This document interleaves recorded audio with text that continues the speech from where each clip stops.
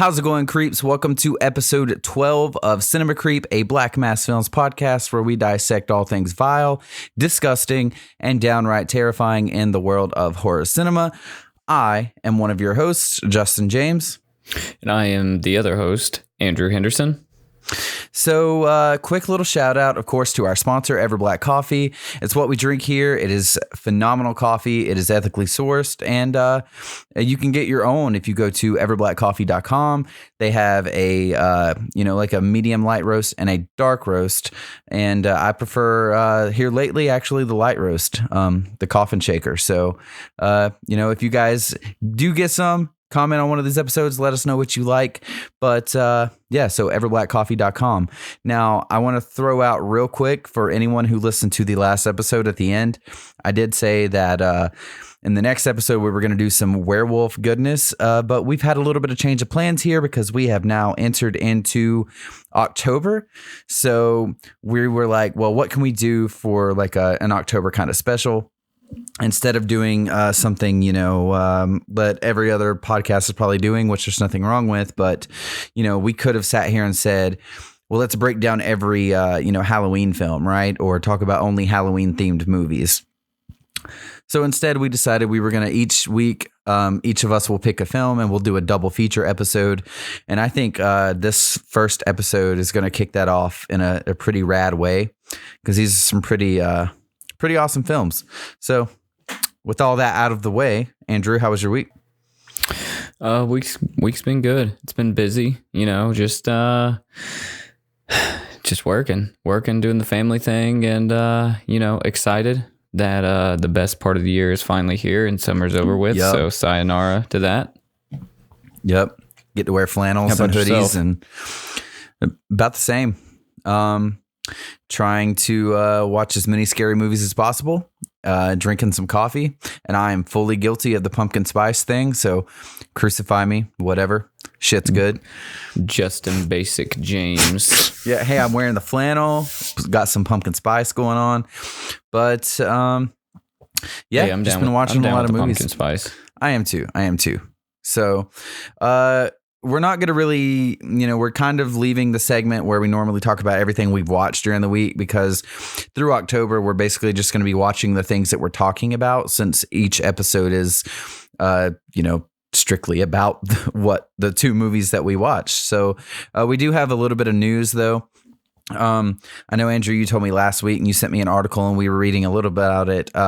So the whole Scream 5 production thing has hit a little bit of a hurdle because what was it? 3 crew members? I believe it was, either 2 or 3 tested for COVID. Yeah. So, I mean, that's a big, that's a big deal. And that's a risk that you are taking, working on a production that big right now. So hopefully they weren't halting production at all. Did you also read that? They were like, nope, we're not halting production. No. So that's a little crazy and irresponsible. But, as far as the people go, like the crew members and stuff, I hope, everything's good. Like they have a quick recovery and they don't have any problems with that. If you have to postpone the movie, like I am more than happy to wait longer for a film. So you're not like risking people's health. Like, did you see, without sidetracking too much, I saw a trailer for the movie, the Blumhouse movie Freaky. Did you see the trailer for that? I have not. So let me tell you real quick about it. Go for it. It's got, who is the actor in it? You tell me about it and I'll look that up real quick. It totally slipped my mind, but it's a major actor. But anyways, it's like the movie Freaky Friday where the mom and daughter switch bodies. But in this this movie, a serial killer and a high school girl switch bodies, and the serial killer switches bodies with a high school girl, and he's going around basically trying to kill her friends while in her body. Oh, it's got Vince Vaughn in it. Vince Vaughn, that's it. That's who it was. Yeah, and that's going to be interesting. It looks interesting, but it also looks like, I mean, it's the movie Freaky Friday, but with a serial killer. So it would definitely be a good time. But I don't know why I thought of that when you were talking about Scream. but I don't know. I just didn't know if you had seen it yet, because they were originally going to title it Freaky Friday the 13th, and I'm glad they didn't. They just decided to go with Freaky, because that would have been like, I don't know. That seems like one of those like not another scary teen movie or scary movie and that kind of thing. I mean, this like I'm looking at stills from it. I'll watch the trailer when we're done with this, but even I mean, it looks good. Even though I couldn't think of his name, I love Vince Vaughn in terms of acting. I think everything he's in is pretty hilarious. So I think he'll do an exceptional job. It's roles like that were made for him. Right. I don't care what anyone says. Wedding Crashers is phenomenal. Oh, Wedding Crashers is amazing. So, yeah, I'm definitely going to check out this trailer. But speaking of Blumhouse and trailers, Blumhouse has dropped their trailer for The Craft Legacy. So I want to talk about this for a minute. I love The Craft. The Craft is one of my favorite films out of the 90s. It's not really like horror to me. It's a horror adjacent film. You know, it's a coming of age film, and it's a witch film. This explains why, Justin. This explains why you love pumpkin spice so much, and you break out the fishnets around this time of year. Hey, man. Sometimes though, I've got to wear the leggings because it gets too cold for the fishnets. But it's too cold for the fishnets. Yeah. But so The Craft. If any of you have seen The Craft, if you're around mine and Andrew's age, then you probably have. The reason that I don't know how I'm going to feel about this movie, this sequel, it is a sequel. I was reading, it's not a reboot. So that's cool. Like I'm sick of all these reboots, but it's kind of, I think by them making it a sequel, it's still technically a reboot because it's not the same characters. So the original cast isn't there. It's set in modern day. The original, took place in the 90s. It came out in the 90s. So that was like almost 30 years ago. The original came out and it was set in. So it's a straight up reboot. They just said, well, it's a continuation. But instead of calling it a reboot and pissing everyone off, they said it's a sequel. Yeah, they would have caught too much heat for that. And I mean, you can watch the trailer and you will see, you can watch both trailers. Like after you sent me this trailer a few minutes ago, I watched it, and then I went and I watched the Craft trailer, the original, and there's so many shot for shots that it's ridiculous. I understand paying homage to, but like, I think it's a very thin line. You guys know how we feel about remakes here. We're not totally against them when they do them justice. I don't know, Justin. I don't have a whole lot to say on this, so you can finish it on out. But yeah, I mean, I basically just wanted to point out that I think the problem with this is going to be, because I am going to go see this. Well, I might not go see it. And from what I understand, it's actually coming to streaming. So I don't have to worry about going to see it. I mean, I'll watch it. Yeah. Yeah, I'm going to watch it. And I'm not saying it'll even be a bad movie. It's a Blumhouse production. They know what they're doing. They have some films I don't really care for, like the Conjuring series and all that. But that's just because I'm not a big, haunting kind of person. I feel like it's going to be a decent film. But as the Craft here's where I think its sequel, redeeming quality is going to be, Justin, right? Is the whole reason, and correct me if I'm wrong, the whole reason that every girl, every woman that if you're a male out there, you're either married to or you're currently dating or you just broke up with or just divorced, the whole reason they think they're a witch is because of The Craft. Now, with The Craft Legacy, what this redeeming quality would be is it's going to open up this movie to a younger audience. Maybe they didn't go back and watch The Craft from the 90s. Maybe they saw it and thought it was outdated. Maybe, your middle school girls will discover this one and it might make them go back and watch the original, or maybe they'll just, watch this one and be like, hey, it's okay to be a weirdo and an outcast and all that, sort of like all the women of our age, did. And that's why they've been their full selves, is because a lot of them saw this movie and they're like, you know what? Fuck, I'm a witch. So, you know what I mean? You're a wizard. Yeah. I mean, and I'm all for that, but I also think that can kind of play against it. And that's why I thought it was at least worth talking about, because like I said, the original came out almost 30 years ago. This doesn't have any of the same cast. Everything that made the original what it was, the vibe, the aesthetic, the cast, all of that, none of it's there. So I feel like the original audience is not going to take to this. I mean, some of them might, and some of at least half of them are going to check it out for the sake of watching it. But then I also think, go ahead. I think the sickest thing though, it would be if a mother that had a daughter, would take her daughter to see this or sit down and show her daughter this movie and be like, look, the original was pivotal in my life. Now you can, kind of watch this one and relate it to your school and, modern day times with your friends, as opposed to like watching this 90s film, not to discredit that and not to discredit the actors and actresses in that movie. I mean, Fairuza Balk is like, she's you can't replace her. She is the craft, as an actress. dude. Yeah, she is the craft. Like I guess that's kind of my biggest thing is like everything that made the original what it is.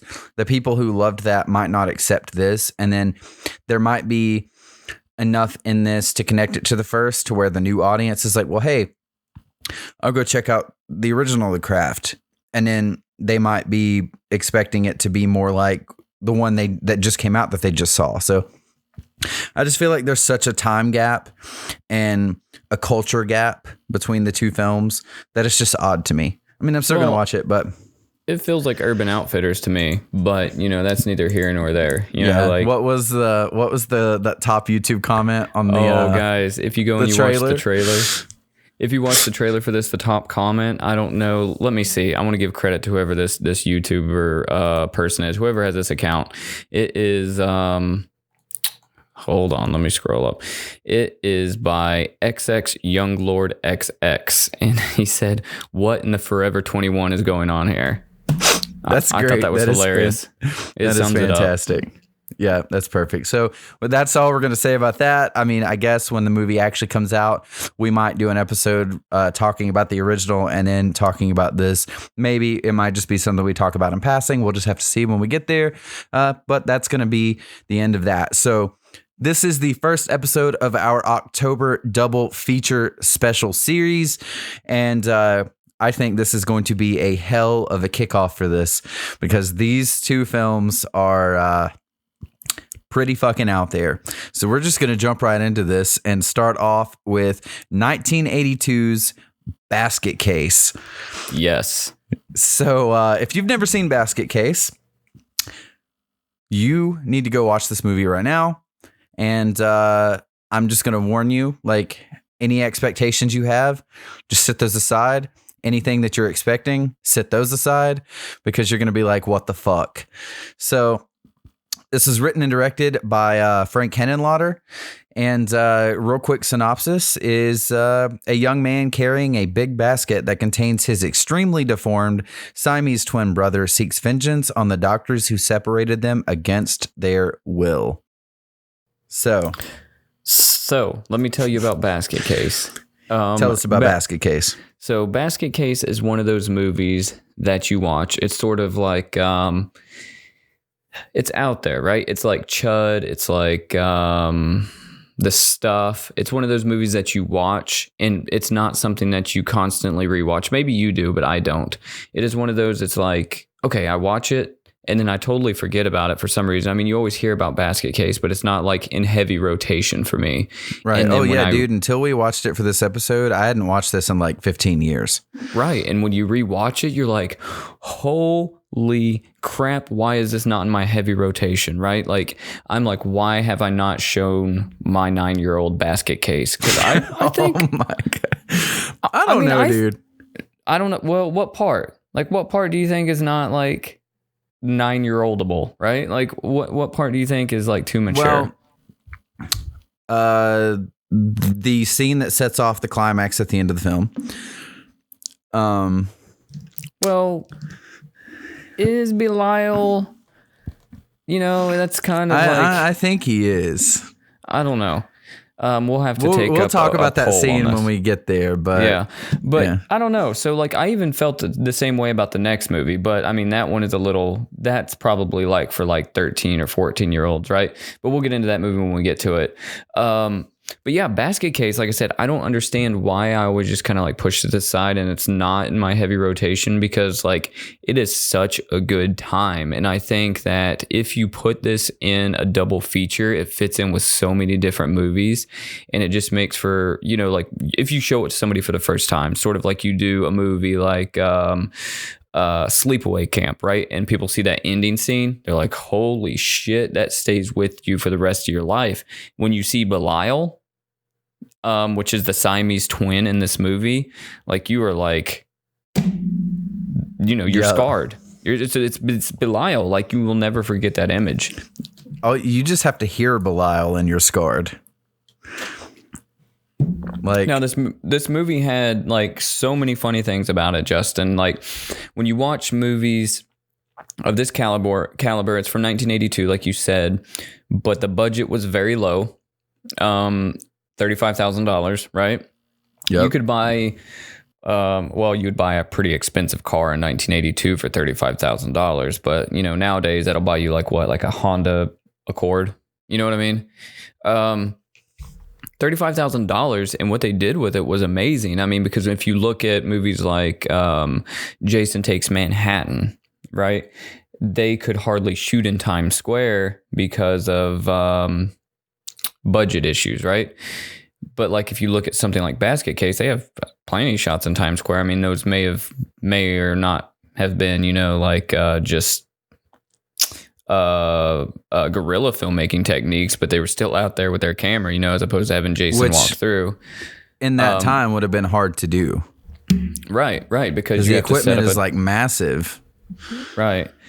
So it seems like they did a lot with $35,000, except for they didn't really spend it on audio. It's like every filmmaker's tried and true belief. One of the main rules of filmmaking is audio is everything. You can have a shitty picture with good audio, but you can never have shitty audio with a good picture, because people will turn it off so fast. And I think maybe they use Basket Case as a classic example of this, because I know a lot of people that probably would stop watching just of how bad the overdubbed dialogue was in this. Yeah. Or even the scene when, so I watched this with Katie, and she just kept pointing out, like, especially during the separation scene, the flashback, she was talking about the ADR. And she was just like, that just sounds like so terrible. And you could tell that it was literally just like probably someone in front of a microphone just pulling some duct tape off a roll. It was probably some dude sitting there just drinking and just like making sounds, not even in a studio environment. He was probably in his New York apartment somewhere, just like, oh, let's rip some duct tape off a table, you know, stuff like that. But with $35,000, like, what do you really have? Especially back in those days before people had, you know, they were able to edit on their laptop. You would have to be in a major studio setting or just get like a analog recorder. You know what I mean? So it was probably literally some dude just making do. Well, and also, so we keep mentioning that $35,000. You know, if you're new to this show and you haven't heard us mention before some of the budgets of the films we talk about, or heard us talk about our filmmaking experiences, to put this into perspective, this is only 4 years after Halloween came out, and Halloween was known for its extremely low budget, which was like $300,000. Right. So that was an extremely low budget. So imagine $35,000 compared to $300,000. So if that's a low budget, this is what, you know, you would call the shoestring budget in the industry. So yeah, it's super independent. Yeah, I mean, it's crazy the amount of things, like I said, they were able to do on it. So getting back to the story a little bit, this guy named Dwayne Bradley, he shows up in New York City, right? And he's carrying a basket around. And of course, you know, Basket Case, you look at the cover, you see a creature in there and you're like, oh, you know, that's weird. And the story's actually written really well. I think the story's written pretty intelligently, right? The way that they don't reveal what's in the basket till later on and how he got in the basket, right? They have those flashback scenes probably about midpoint of the movie and you're like, oh shit, it's not just a creature in the basket, it's actually his Siamese brother. I mean, when you read the synopsis, yeah, but if you went into this without reading the synopsis, you wouldn't know. And you kind of figure out why this creature's killing, these people. They're not just targeting random people. They're actually targeting the people that were responsible for separating him and his brother and trying to leave his brother for dead when they were children. And they did this sort of home surgery on the two of them. So he's in New York City, and this is where all these doctors and vets live, because one of the nursing assistants went on to be a vet. And so they're visiting these doctors' offices so Belial can have his vengeance on these people that tried to kill him when he was, stuck to his brother when he was a Siamese twin. And apparently Belial has like some sort of psychopathic powers, Justin. Yeah, he can communicate with his brother, because he said that whenever they were still attached, he could communicate back, like telepathically. But once they were separated, only Belial could do it. He could talk to Dwayne, but Dwayne couldn't. That's why he's always like talking verbally to Belial. And Belial, he acts like a brother, right? Like he acts like a brother for two main reasons. One, he acts like a younger brother because he tears shit up, right? Like you remember the whole fit scene, which I want you to get into in a minute. And then he also cock blocks Dwayne every chance he gets. I mean, yep.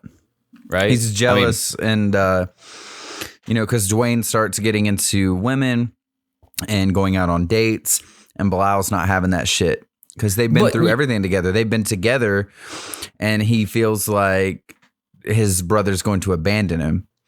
But Dwayne was kind of an asshole too, right? Like, you want to like Dwayne, but he's like, guess what, Belial? I brought you a TV. I'm going to leave it on static. See ya. Yeah. And Belial's like, bye. What the fuck, dude? Like, come on. Static? Really? Like, I left the room earlier, guys, before we started podcasting, and I turned my webcam towards the TV for Justin. So if he wanted to watch Chud, Bud the Chud 2, he could watch it. Turn the volume up. I didn't leave him on static. Yep. I didn't knock his TV off and start wrecking your studio. You start wrecking your own studio because you're mad. Yeah. So oh, man. That brings us to the point, though. Like, how sick is it that they decided to just take the chance of just being like, let's just throw stop motion in here? Okay, for me, for some reason, and I remember thinking this the first time I ever saw this, the fact that it's stop motion makes it creepier to me. Oh, yeah. Because any film from the 70s and 80s that has like any horror film that has like stop motion, it just has like because it's an unnatural movement. So, stop motion, for those of you, anybody listen to this, whether you're an extreme horror fan or whatever, you've seen stop motion. It is where instead of just filming, you're literally, so you take your model, whether it's clay, which that gets into being called claymation and stuff. Like, so you've all seen The Nightmare Before Christmas. That was filmed that way. But so you take a model, whether it's made of clay or any kind of prosthetics, and you pose it the way you want, and then you take a photograph, and then you move it and take another photograph, and you do this and plot out each different movement for the scene. And then once you got all the photographs, you cut them together in a film reel. I mean, now it's a lot easier because you can just throw it in your video editor. But so it's got a very choppy kind of effect, because most stop motion, I think, is what, like 12 or 15 frames per second, something like that. Yeah, something like that. So it's just got an unnatural kind of movement. Sorry, now you can go ahead. I've done a little bit of stop motion myself, and it takes so much just to get, something that looks like a fluid movement from whatever it is you're trying to move, right? Like, stop motion is hard. And the fact that they're like, well, let's just put Belial in the stop motion tantrum scene where he's like tearing shit up in the hotel room is just, to me, he throws a chair across the room in stop motion.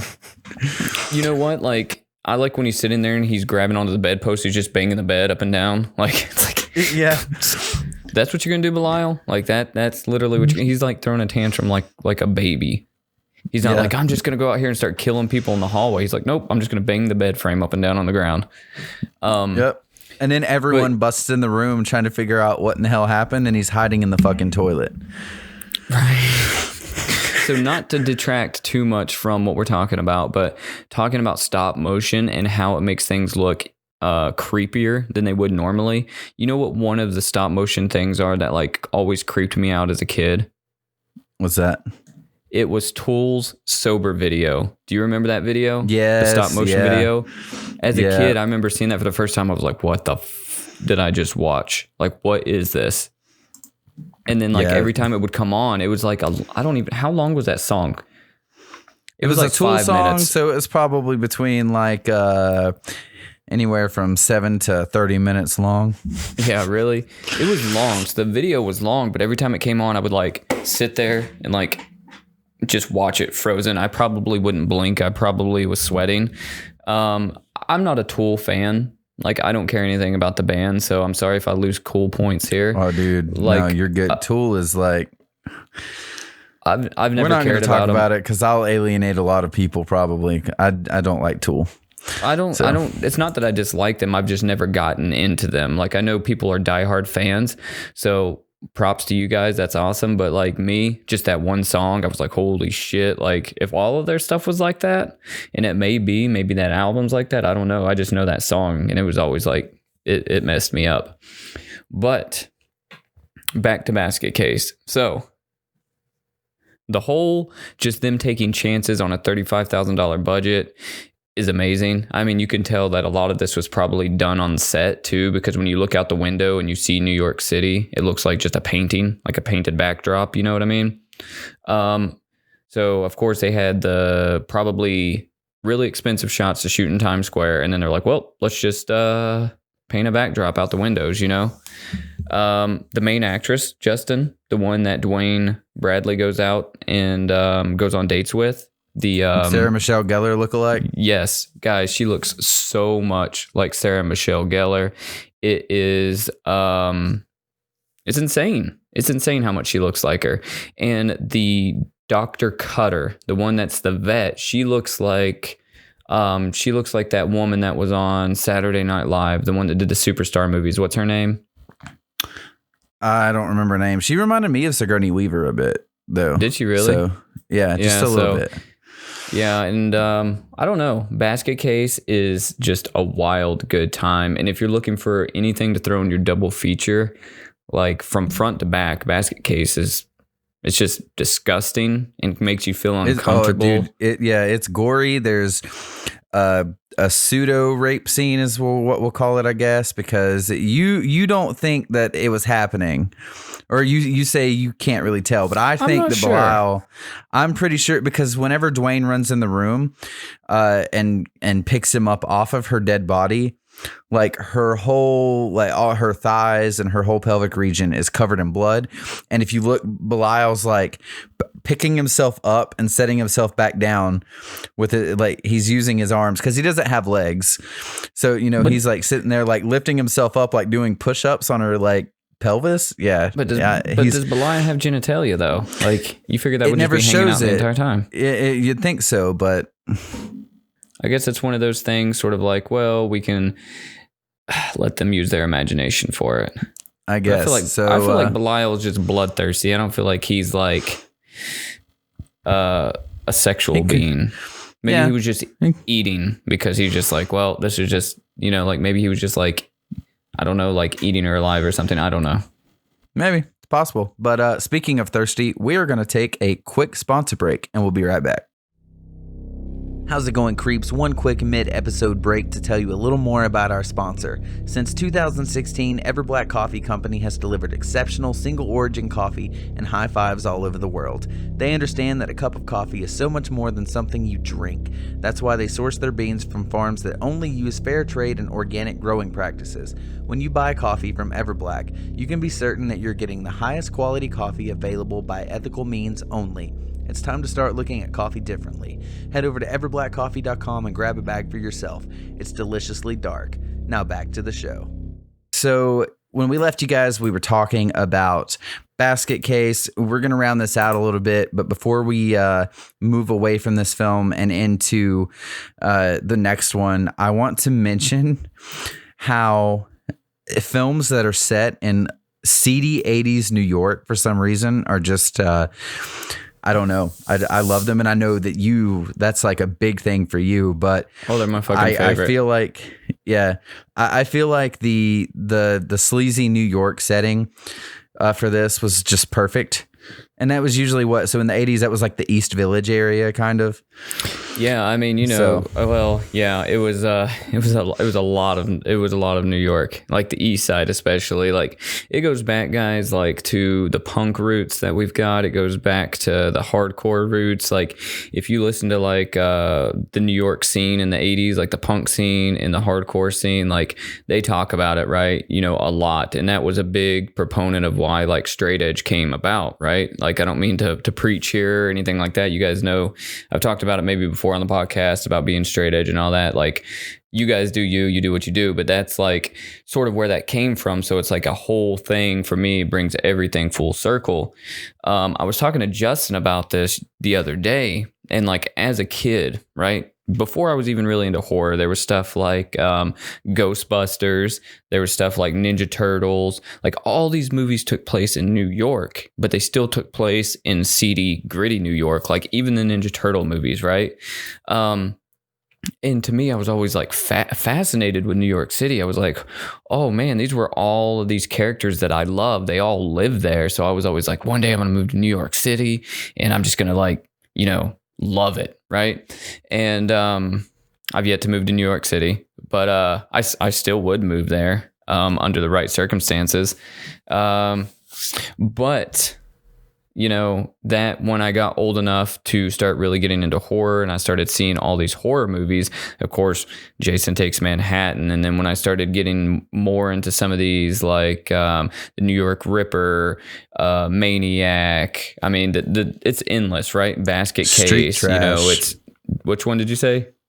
Street Trash. Like the list is endless. It really is. But, Taxi Driver before I was into horror, like I was big into like Scorsese, I fucking love it. I just love it. There's just something about Seedy New York that is like, of course, it was a terrible time for many residents, right? Like the drug and homelessness population. I'm not glorifying that sort of thing, but like just when it comes to horror movies and stuff, it just works, Well, it's even like just ingrained in us. Like the last time we were out location scouting, when we were doing some test footage, how many times did I say, well, I love the way this shot would look, but I wish we had some like, fumes, or like we need a fog machine out here so we can have like the vapor coming out of the manholes, the sewer fumes coming out, the steam from human shit coming out of the sewer lids.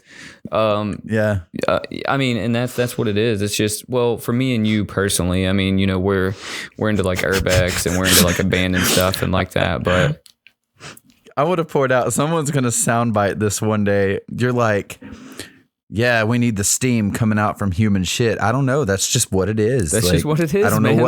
I don't know. I don't know what it is about it, but I don't know. That's what sells it for me. Yeah, it's the steam from human shit for me, man. Like did you see that video that went viral like a couple years ago with that gigantic rat covering like?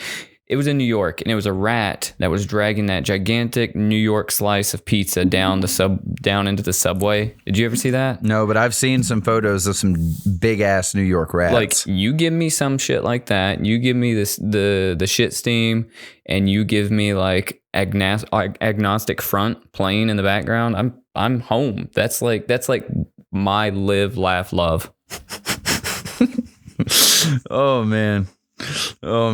But I mean, I get it. I've always liked that aesthetic, especially like on film. Like it just looks like it becomes a character itself. I mean, like even in outside of horror, like everything you talked about, the Ninja Turtles live action movies and stuff like that. So, I mean, I'm like I'm a suburban dad, right? Suburban dad, suburban husband. I love it, Justin. I love it. I love having, everything in order, whatever.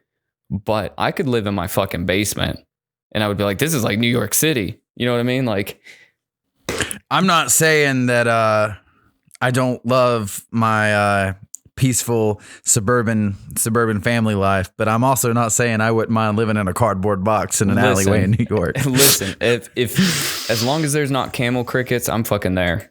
They are Starship Troopers. Anyways, Basket Case. Finish this up, Justin, so we can go to this next film. All right, so yeah, Basket Case. I don't know. For me, it's just it's an obscure film, even for the time. It's gory. The character design is creepy. Like, just imagine waking up and seeing Belial sitting on your dresser in your room, and then like you go to leave, and he gets mad, and he's like, "Ah!" Yeah, like, he made a lot of weird sounds. But yeah, see, so I don't know. He reminds me of he kind of reminds me of my dog. Like Simon. Again, you could put up a picture of Simon here. People could I don't see it. I'm not seeing it, man. He doesn't look like Simon, but he acts like Simon. Okay. My dog is super food motivated, right? So like when he's like dumping cheeseburgers in the basket and stuff, like, or like throwing a fit, I feel like that's the way Simon would act. I could probably get my dog to drive a car if I tempted him with food. Like if he knew he could go to Hardee's, all you'd have to do is get in the car and steer it. He would do it. I'm just saying. That's pretty, yeah. But Simon's rad, though. Yeah, so, Simon is rad. It's my second son. Check out Basket Case. Like I said, it's obscure. It's gory. It's got some comical moments. It's got seedy 80s New York, and it's just a good time. But there are definitely, you can tell maybe this might have been the director's first film, or at least an early film. But if you ever wonder if that director got any better at making a film, then look no further than our second film of this double feature, 1990s Frankenhooker, written by Robert Martin, who was the original editor of Fangoria, and Frank Henenlotter, who wrote and directed Basket Case, and then, of course, he directed Frankenhooker. So I'm going to let you take this one. So if you've never seen Frankenhooker, first of all, turn this off, go watch it immediately. But secondly, it is Reanimator plus Weird Science plus Taxi Driver. Those three movies combined, if they had a child, it would be Frankenhooker. Frankenhooker is such a phenomenal movie.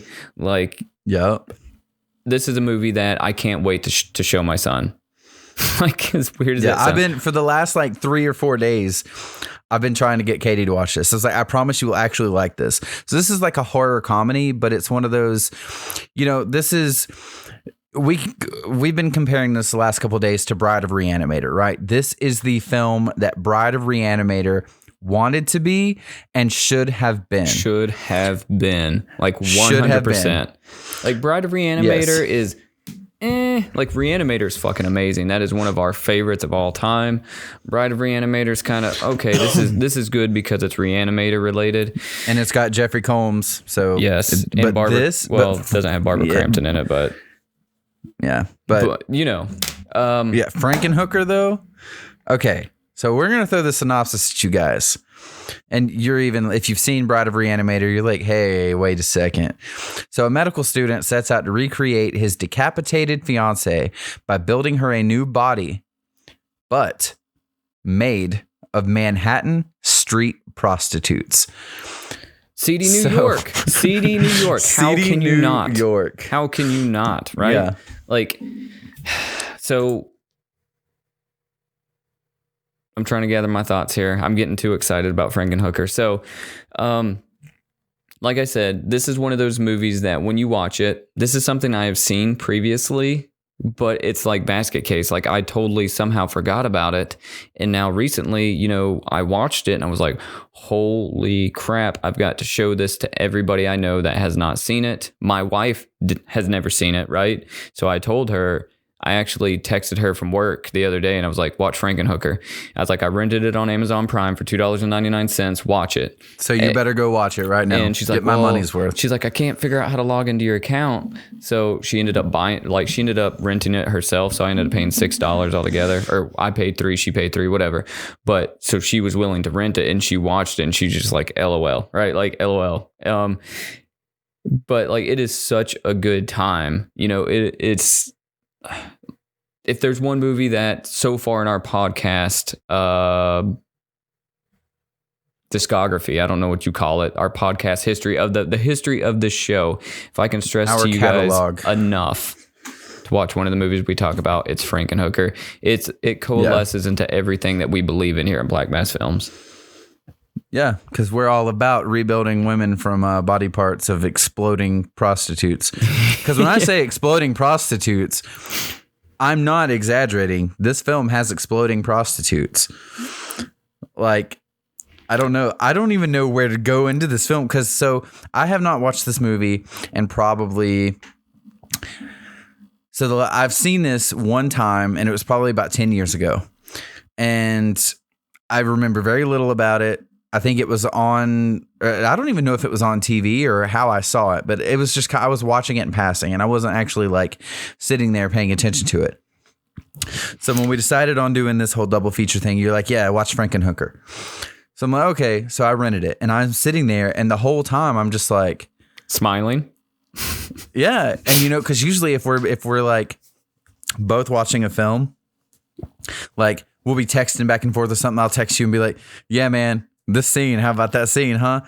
This, like, I put my phone down the entirety of the film. Oh yeah. And I was like, oh shit. Like everything from the story, it never gets dull. It's constantly progressing. The actors are phenomenal. It's wild. The movie's just wild. Yeah, it's just crazy. I like the way that it's filmed. I liked the way that it's freaking edited, like just everything about it. So I don't want to like dive into giving like spoilers away, because I want you guys to go watch this. Hopefully you've seen it, or you're going to watch it before you listen to this. So you know what I like actually, we're going to give a spoiler warning right now. Yeah. So if you haven't seen this, stop at this point, go watch it, and then come back and listen to the rest of the podcast, because we have to talk about this movie more in depth than we are. So you know what I like about this movie, Justin? I like that it gets straight to the point pretty quick, right? So it opens up, dude. Right? And it's like, guess what? Yes. You know, you're getting maimed by a lawnmower. You know what I mean? And yeah. So the main character, our Herbert West, quote unquote, if you will, of this story, you know, he works for like New Jersey Gas and Electric. So he's like an electrician. But in his spare time, he studies like biology and stuff like that, and he's constantly working on just weird biological things. Like he's got a little brain that has an eyeball that he brought to life, and it lives in a fish tank in his room, and his mom's all like, yes, it's working, it's living fine, you did it, or whatever. Yeah, which like honestly nobody's freaked the fuck out that he's sitting there at the kitchen table with this brain that has an eyeball in the middle. They're like, oh, this is just okay, whatever, this is typical Jeffrey. Yeah. Let's the woman, I don't know if she's supposed to be like his aunt or someone, she's just like, can you move all this stuff? I need this table to make my coleslaw. So what I got from that is I think that's like, I think that's his in-laws, because it's the girl's, it's it's Elizabeth's her dad's birthday. So I think he's at his in-laws or something, and or they're over at his house because it's the dad's birthday, and then he creates that remote control lawnmower,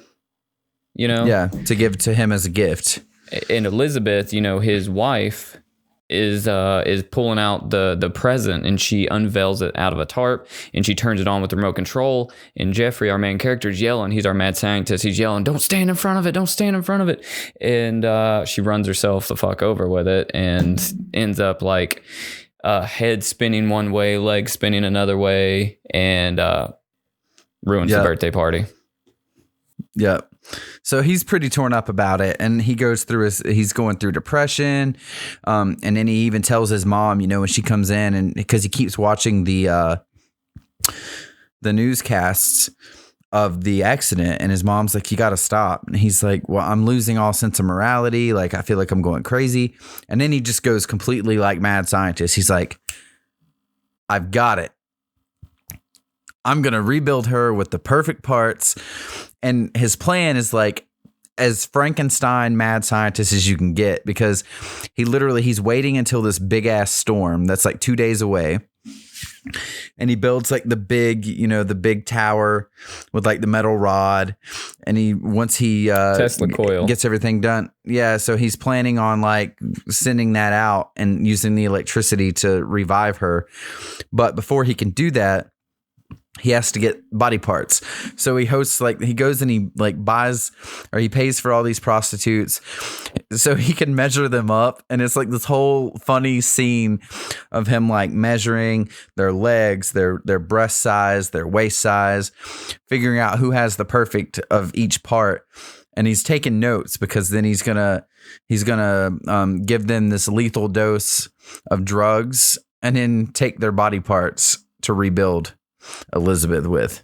Yes. So you jumped way ahead of some very interesting things. How about when he's... That's because I just can't, dude, this movie, like I'm all over the place. I want to talk about the end. I want to talk about because how about you talk about a fucking like that ending? I want to talk about how we'll get there. How insane Jeffrey is, though. Like, because you talked about how much he loses it. The dude starts like losing his mind, so he starts pin plotting points in like this model brain he has, to where he's gonna drill into his own head with a drill to stimulate like different, I guess, synapses in his brain to make him think more clear. So he starts whenever he's like at a mental block, I should do that for writer's block. Yeah, do it. Why not? Yeah, just bore a hole. Remember what he said in the film, right? After he got the hole bored and he was afraid to do it again, he's like, the hole's already there. The hole's already bored, yeah. And then does it again. Yeah. So he starts like, he's literally losing it. So they don't just be like, well, he's just a regular guy, but he's going to go and like blow up some prostitutes. He's literally losing his mind and going crazy, and he's drilling holes in his head. And so like Justin said, so this guy, he goes out, he meets this pimp called Zorro, right? Zorro pushes, I mean, it's it's a touchy topic because it is a real actual problem in society, but we're talking about a movie here. So he pushes like this super drug to like all of his prostitutes, right? And to all basically people in the neighborhood. Zorro's a bad guy. And Jeffrey goes there and he sees that and he's like, how do I get some of that stuff that's in that little bag?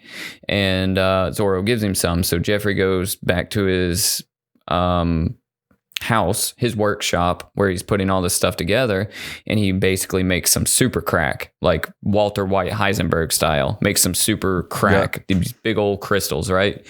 And so this is what he's going to use to basically get all the prostitutes to overdose on and die so he can steal their body parts, right? So he goes... Yeah, because I want to point out, as crazy as he is, he doesn't want to kill anyone. And he's like, because he's monologuing to himself. He's like, no, I'm not going to do it. The drug's going to do it. Yeah, the drugs are going to do it. I'm not forcing them to do it.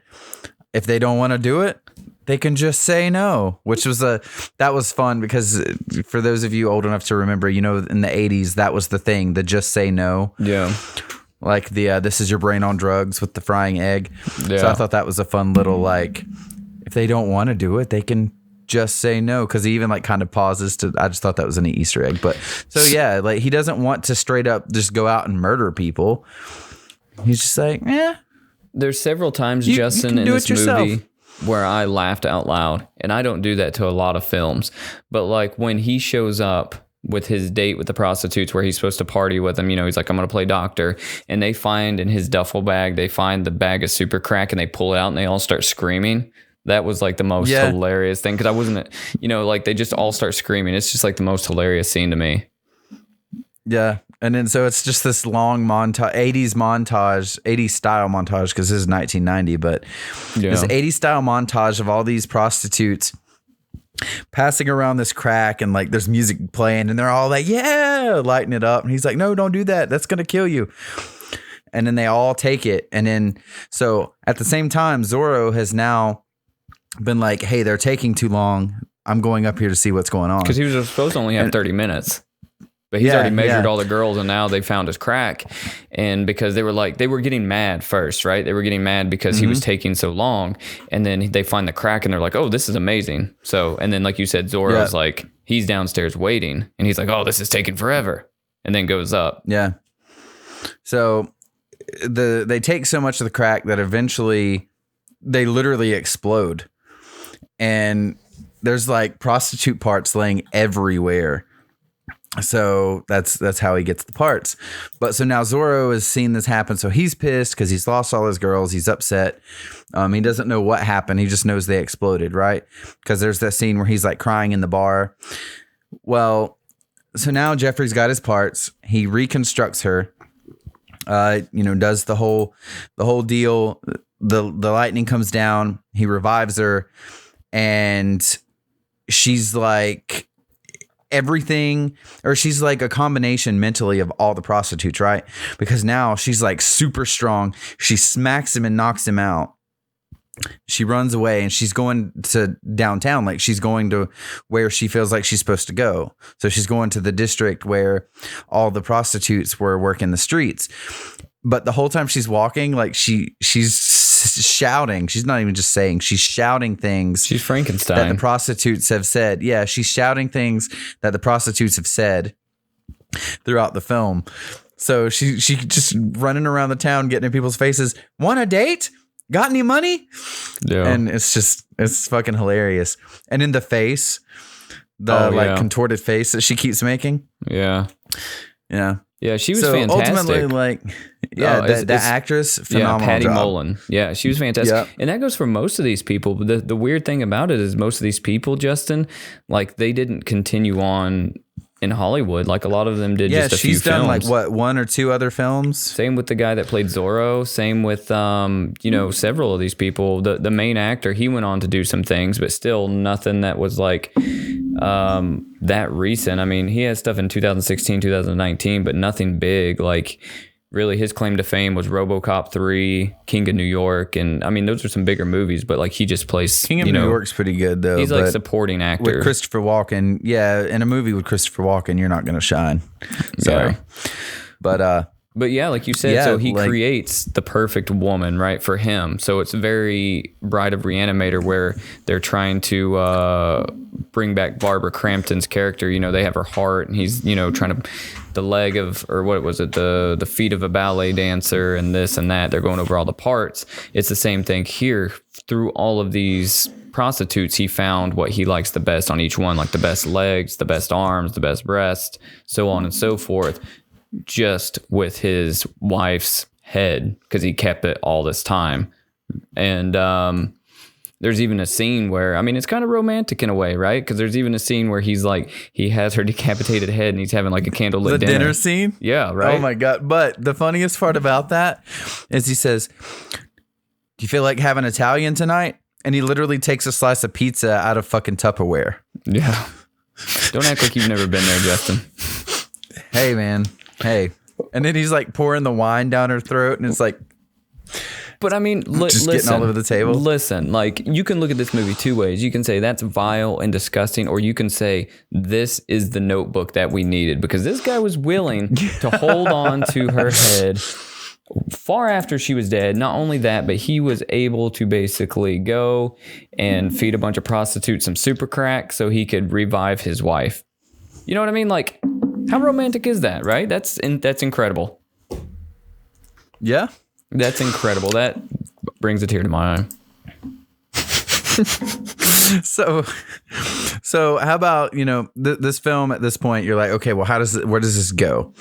So Zorro, like she ends up, going back to town, right? And Zorro's in this bar and he overhears her and she's like mentioning Zorro and all the stuff. Well, one of the arms that was used has like Zorro had branded one of his girls, right? And he's like, what the hell, who are you? And then he realizes that she's like a combination of all of his girls. So he's like, you're coming back with me. Well, she ain't having it. So she's fighting it or whatever.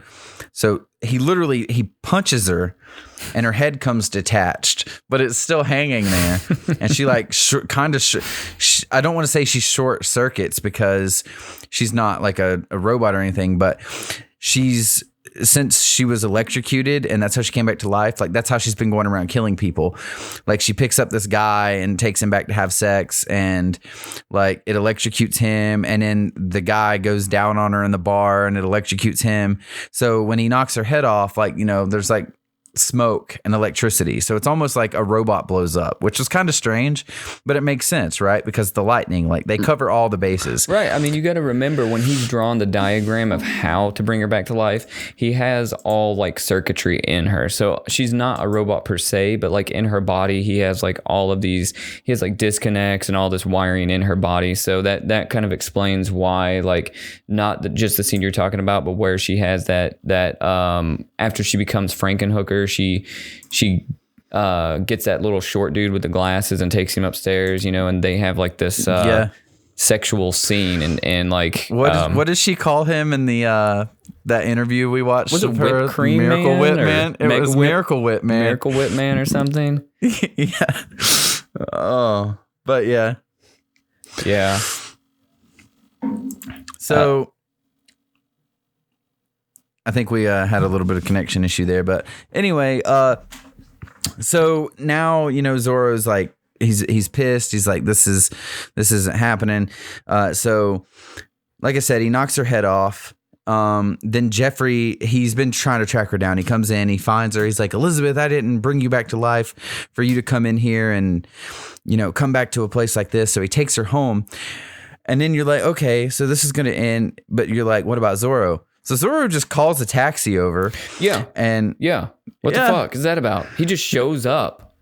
Like, how does he know? How's he know? I don't know. But so you're like, okay.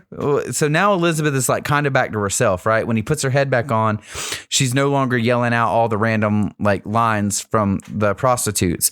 She's like, wait, what did you do? Like, and he's explaining to her, I brought you back to life, but I had to make some adjustments. That's all. Your whole body like got, chewed up in the lawnmower. Your head was all that was left. So I had to improvise.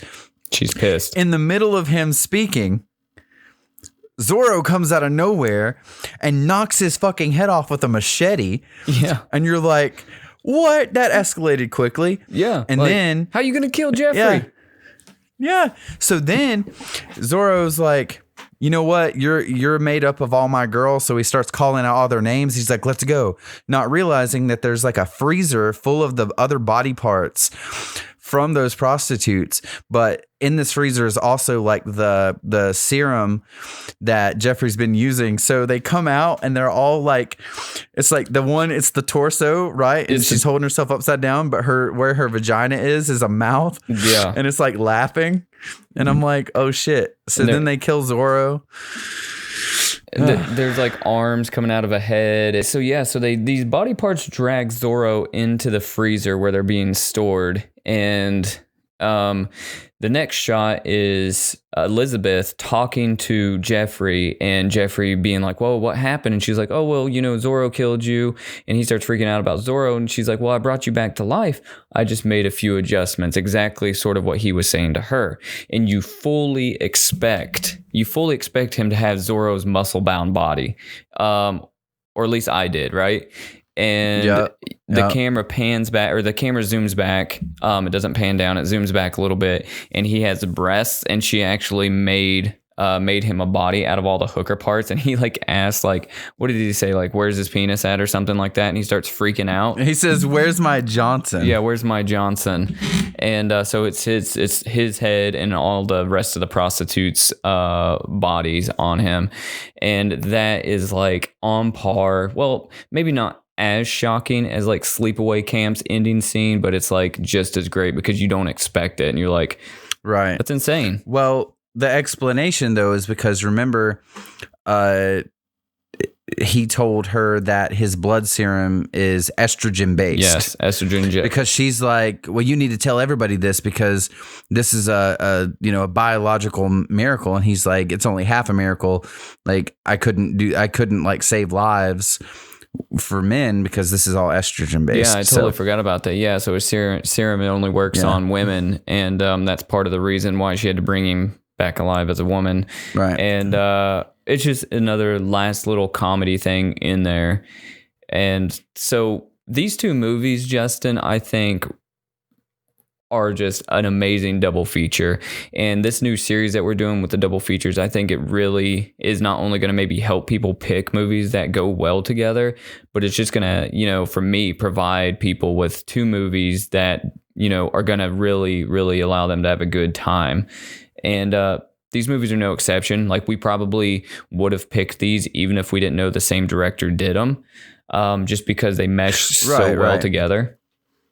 Yeah, like this series isn't going to always, it's like, next week they might not be two films that have any kind of connection. They might not be thematically the same. They might not have the same writers, directors, whatever, but they will be two films that we personally feel would make a fun pairing, right? Like, we went to, both of our families went to the drive-in theater a couple weeks ago, right? And they were showing The Lost Boys and Halloween together. Such a gnarly night. Two films have, those two films have nothing to do with each other, but that was a rad double feature.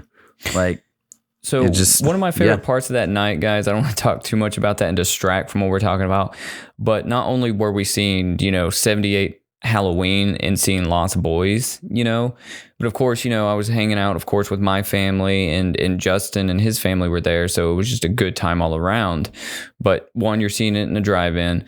Two, you're seeing some of your favorite horror films. And then three, parked directly next to our vehicle, there were two older ladies. And I mean, they were probably in their 70s.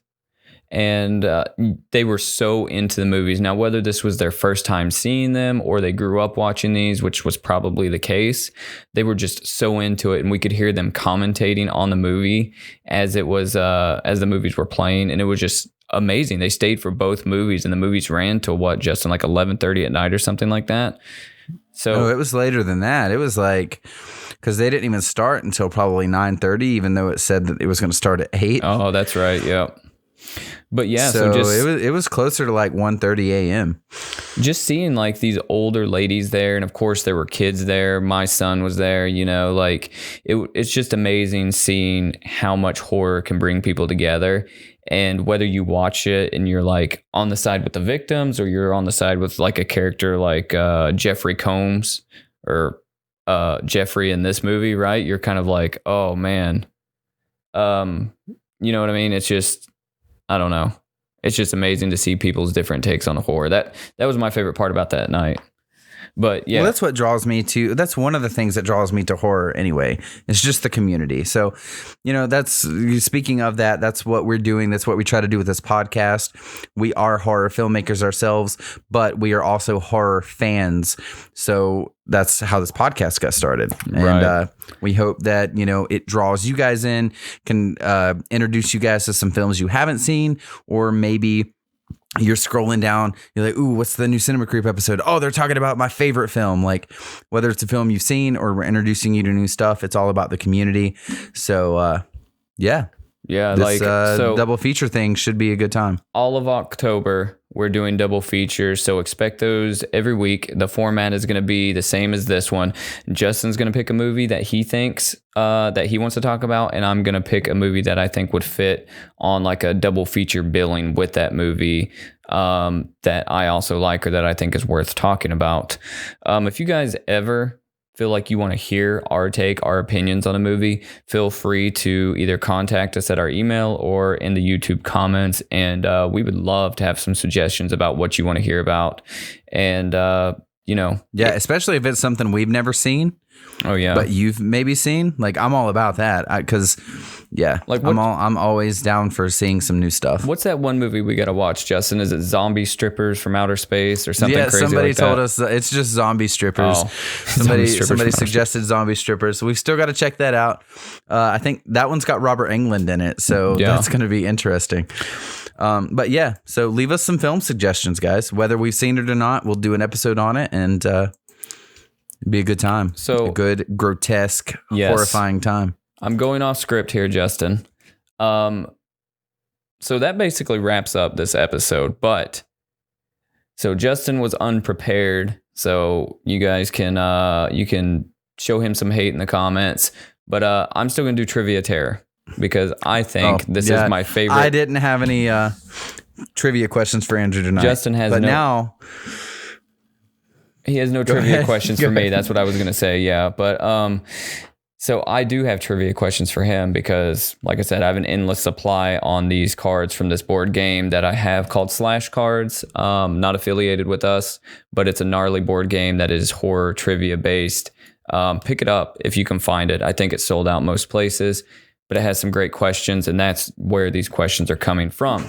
So, Justin, I'm getting nervous now because every week I'm pretty sure I'm like, I have a perfect score so far, right? Yeah, you do. You have a perfect score. You haven't missed one.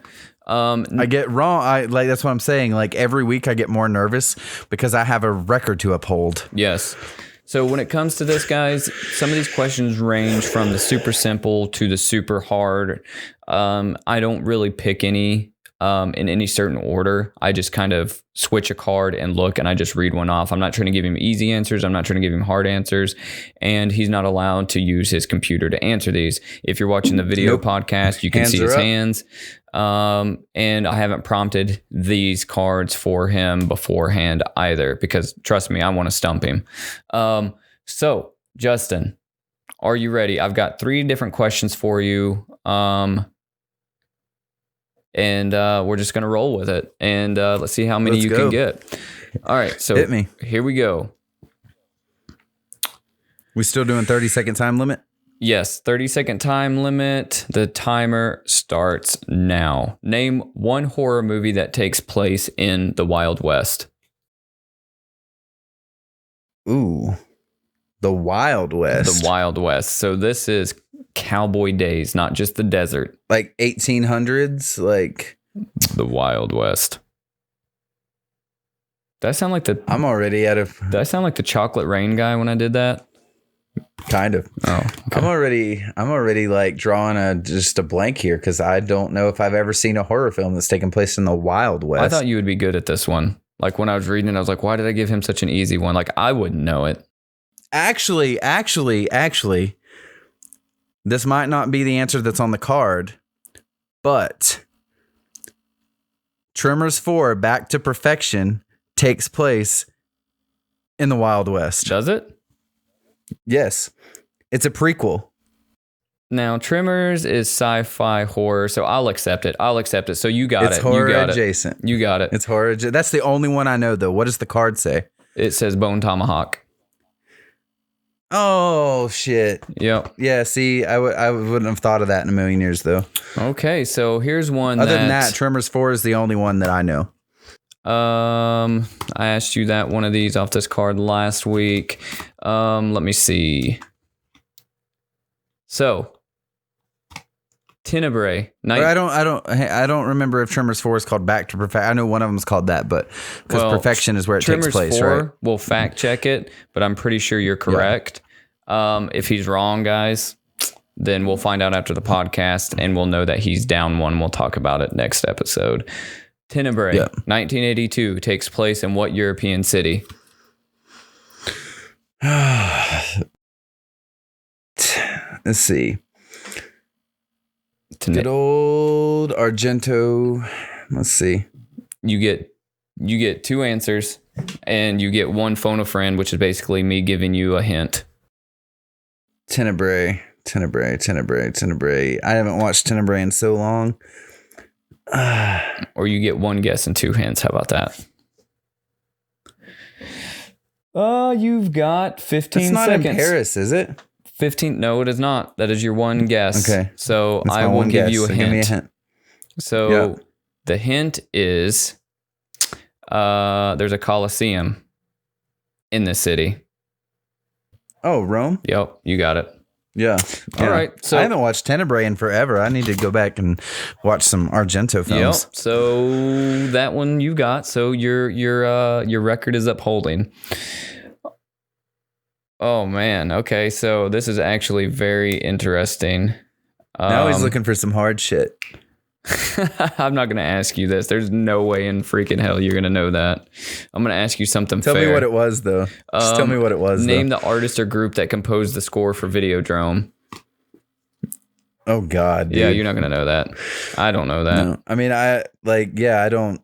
I've probably watched Videodrome like a year. I watched that last year, but I wouldn't be able to tell you that. Yeah, you're not going to know that. Okay, here we go. The Rage virus turns its victims into berserk, zombie-like creatures in what 2002 film? Oh, The Rage is 28 Days Later. Oh my God, you got it. You got it. You got it. I'm proud to call you my co-host. You know that? Sometimes you make me proud. Sometimes you make me proud. It's usually on this podcast. Usually. So Justin's score has been upheld. I don't know what you are. You're probably like 9-0, and I'm probably like I don't even know what I am. I think you've only missed like 2. Yeah, I'm probably like 2-4, something like that, or like 2-2. Probably like 2-2. But the questions are going to get a lot harder for him because as he advances, we are going to break his record streak. So he's going to start trying to make this a pain in my ass. Yeah. So if you guys got any of these, feel free, put it down in the comments on YouTube. Let us know if you guessed the correct answer to any of these, or if you think these questions are too easy. We will search for some harder ones next time. But Justin, that's all I got. Guys, double features. Look for them all October long, and happy beginning of October. So, happy beginning of October. You want to shout out your socials real quick, and I will see us out. Guys, if you want to follow me personally on any social media, YouTube, Facebook, or Instagram, I am at Drucifer, except it is DREWXCIFER, rhymes with Lucifer. Follow me there. Yep, you sound like you're at a spelling bee. Yeah. Drucifer. WREWXC. I would have got it wrong. FIER. The X. I just got it wrong. That's Anyway, so you can follow me on Twitter. I am HorrorDad13. On Instagram, Dawn of the Living Dad. And if you want to follow Black Mass Films, it's just Black Mass Films on everything. And Cinema Creep has an Instagram, which is Cinema Creep Podcast, and our Twitter is Cinema Creep Pod. So that's it. Follow Cinema Creep on Instagram, please and thank you. All right, that's it. That's all I got. See you guys later. Yep. See ya.